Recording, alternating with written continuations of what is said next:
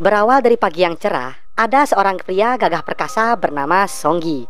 Song ini bekerja di sebuah perusahaan dan Song bisa dikatakan pria yang rajin dan disiplin akan pekerjaannya. Secepat kilat, Song telah pulang dari bekerja.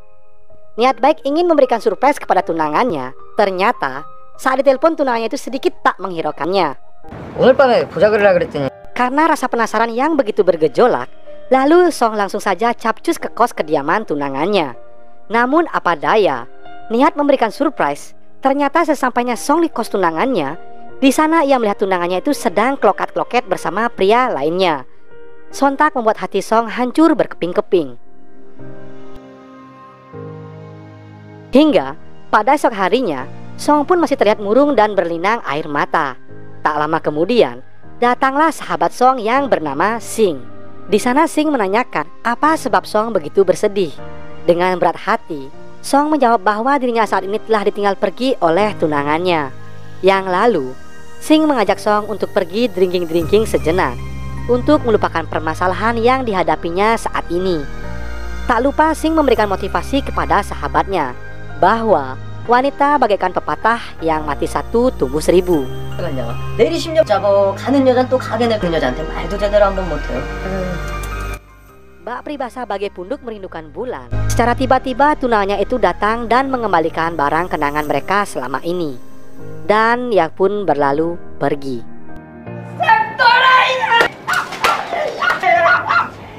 Pada esok harinya, gak ada angin, gak ada hujan. Tiba-tiba seorang gadis manis dan menawan datang mengetuk pintu kamar kos dari Song. Gadis itu bernama Se-heong. Di sana Heong meminta bantuan kepada Song untuk membantunya membawakan barang bawaannya. Usut punya usut, gadis manja satu ini akan menjadi tetangga teman kosnya. Bagaikan dapat durian runtuh, Heong mengajak Song untuk makan malam bersama. Di sana mereka saling berkenalan satu sama lain. 저는 아니에요. 똑같아요. 난 아닙니다. 나도 아니야? 아니요. Tak terasa malam pun semakin larut. Perbincangan mereka pun sudah menjurus ke masalah pribadi. Di sana, Song curhat mengenai bahwa dirinya saat ini telah ditinggal pergi oleh tunangannya. Mendengar curhatan dari Song, secara tiba-tiba Heong mengatakan rela memenuhi semua keinginan dari Song. Namun, Heong akan hidup bersama Song hanya dalam kurun waktu 3 minggu ke depan. Mendengar ucapan dari Heong, membuat Song berpikir bahwa Heong ini hanya bercanda gurau karena telah kebanyakan minuman. Namun, Heong membantah perkataan dari Song dan berkata bahwa ia siap memuaskan Song anywhere and anytime. 한번 같이 있을 수 있어요? 그럼 대신 딱 3주. 그리고 하나 더. Tak lama kemudian, saat Song berada di kamarnya, Heong mencoba menelepon Song melalui video call. Ternyata, Heong mencoba memancing birahi dari Song dengan melorotkan bajunya.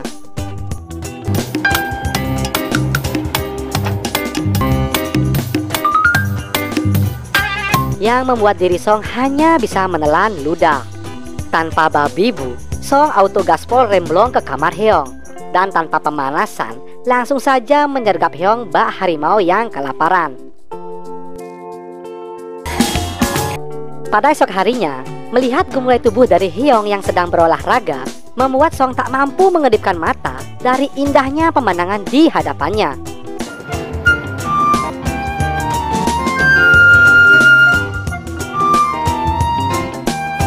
Bagaikan kurang puas, kembali Heong memicu hasrat untuk mandi bersama. Tak mau kehilangan kesempatan, dengan gercepnya Song kembali dapat merasakan kehangatan goa dari gadis manis saat ini. 그 샤프 옆에 있는데. Bagaikan minum obat 3 kali sehari, Song yang telah puas merasakan goa Heong yang rimbun akan pepohonan, lalu mengajaknya berjalan keliling kota.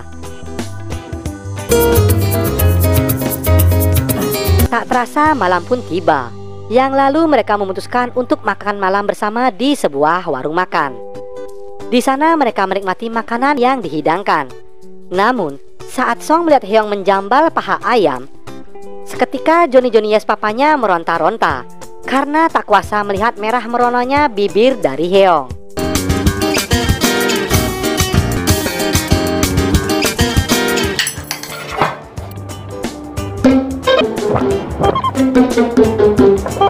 Secara tiba-tiba, datanglah Sing yang melihat sahabatnya itu sedang bersama gadis muda belia. Tanpa pikir panjang, Sing langsung mendatangi Song dan bertanya siapa gadis muda ini. Yang lalu dengan tegas Heong menjawab bahwa Song adalah tunangannya. Terlihat Sing sedikit kurang percaya akan ucapan dari Heong. Dari scenes ini bisa dikatakan Sing sangat tertarik ingin mencicipi gawang dari Heong. Namun Song yang mendengar ucapan itu lalu mengusir Sing untuk segera pergi dari tempat tersebut. Ibarat kata, Heong yang masih haus akan goyangan dari Song kembali mengundang hasratnya dengan memberikan pembungkus goa kepada Song. Sontak membuat perasaan Song kembali menggebu-gebu.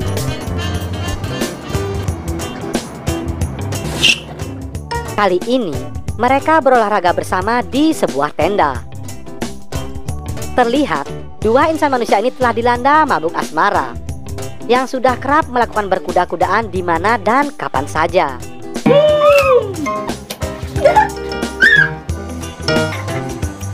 Hai, hai, po.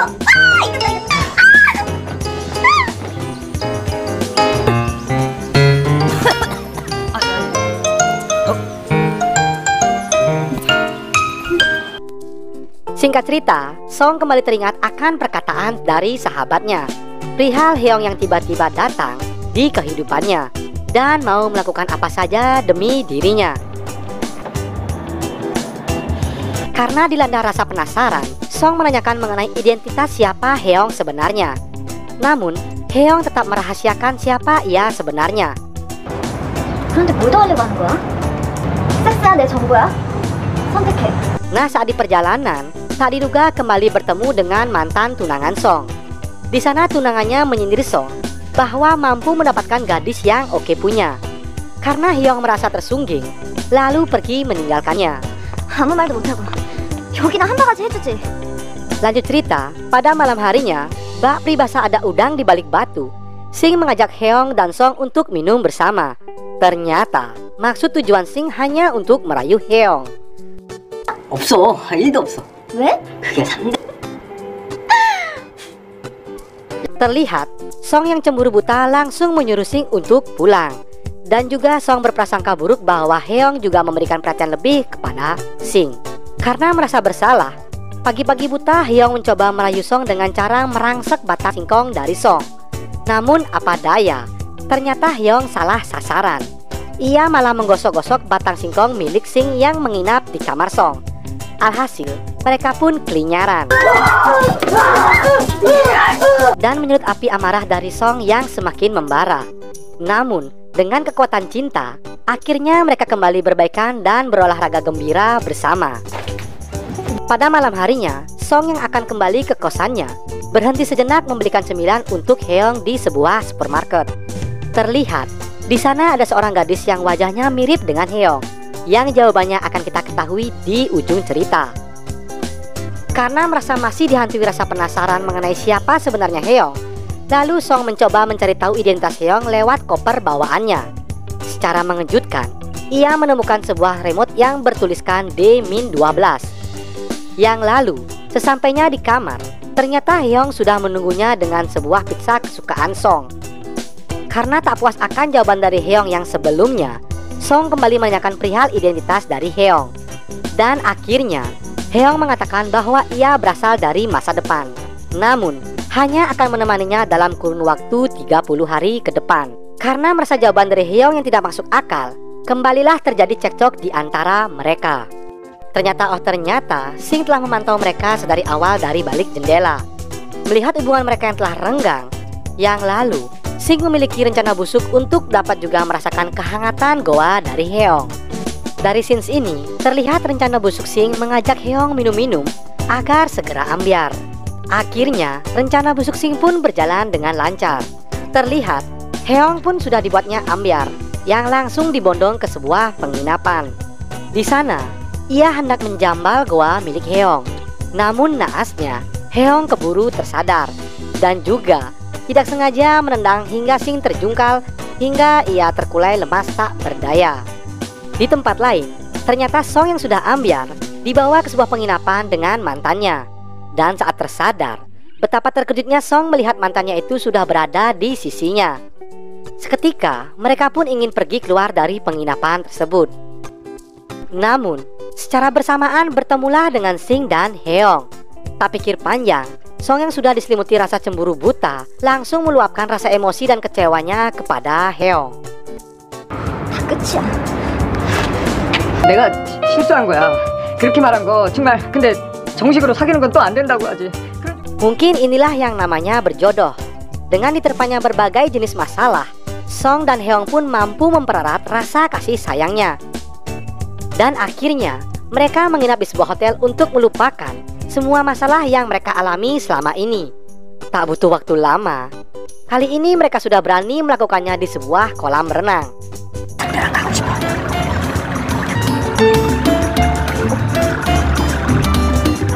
Tak lupa, mereka selfie bersama sebagai kenangan indah di kemudian hari. 하나, 둘, 셋. Singkat cerita, saat Song berjalan sendirian, tiba-tiba ia melihat seorang gadis yang parasnya mirip seperti Heong. Di sana, Song menarik tangan gadis itu. Namun ternyata gadis itu tak mengenal dirinya.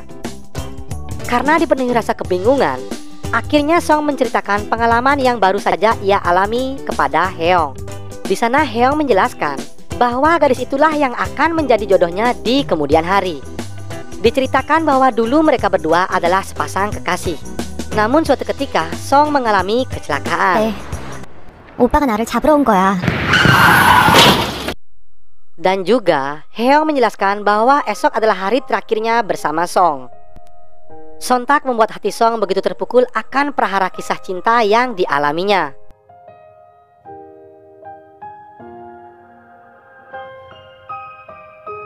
Pada esok harinya, Heong telah tiada di kamarnya. Song yang kebingungan mencoba mencarinya kemana-mana. Namun semua itu sia-sia. Tak jauh dari sana, ia melihat seorang gadis berdiri di depan pintu kosnya.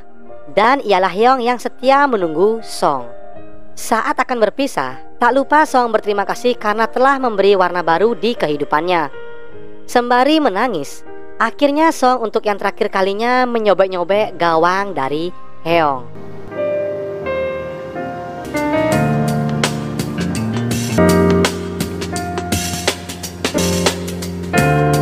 Pada esok harinya, saat Song bekerja, tiba-tiba datanglah seorang gadis karyawan baru di tempat kerjanya. Dikenal gadis itu bernama Jo-hee. Terlihat, Song begitu senang melihat jodohnya sudah berada di depan mata.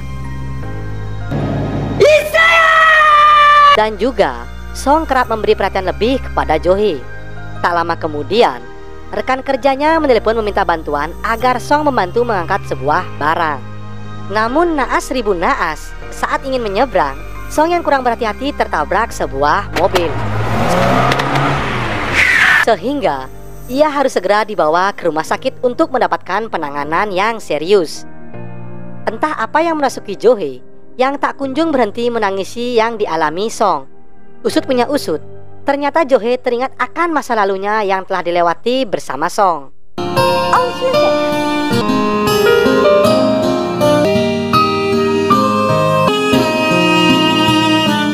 Penutup film, akhirnya Song keluar dari ruang operasi. Beruntung Song hanya mengalami patah tulang kaki. Dan Jo-hee pun mengatakan bahwa ia telah mengingat kejadian yang selama ini mereka berdua lalui bersama. Lalu film pun tamat.